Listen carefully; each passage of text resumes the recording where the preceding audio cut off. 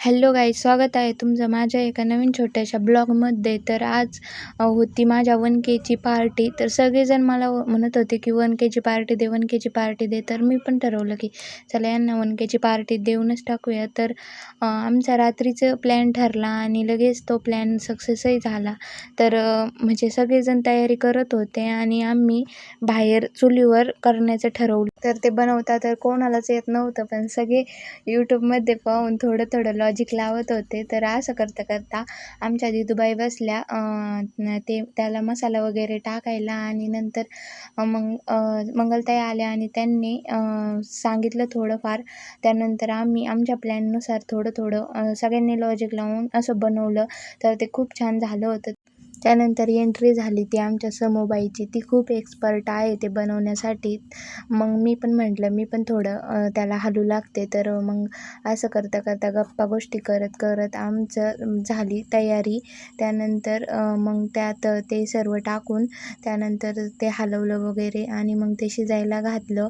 तर असं गप्पा गोष्टी करत करत आमचा टाईम कसा गेला ते आम्हालाच कळलं नाही.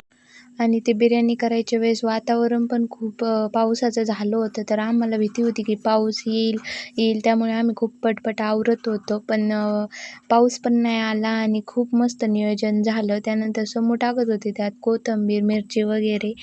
तर तिच्याच पद्धतीने ही बिर्याणी झाली होती. आणि नंतर मग ते ताट त्यावर शिजायला ठेवलं तिने आणि मग सर्वजण बाजूला जाऊन बसले.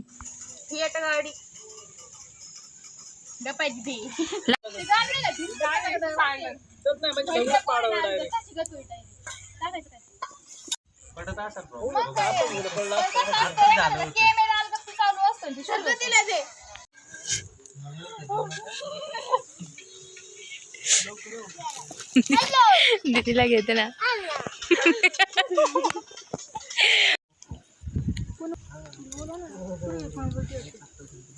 दीदी सना मला काही फोन कुठे माझा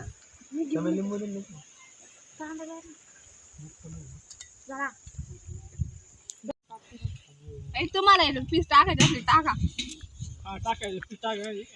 पाहिजे कोणाला अरे ती नाही ते बनवायला तुमची तर खाली की पिऊ पिऊ पिऊ फुटली उलट उभा म्हणलं आता खाली येते ग्लास. प्रज्वल, काय झालं बिर्याणी खाऊन? पाय दुखायला लागले. काय कळत नव्हतं.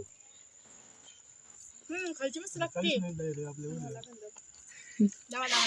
हो दमलाई. कितना बी खाओ तसं नाही, तू एवढं आधी खाल्लं त्याने ते परत चालणार आहे, परत एवढं खाणार आहे.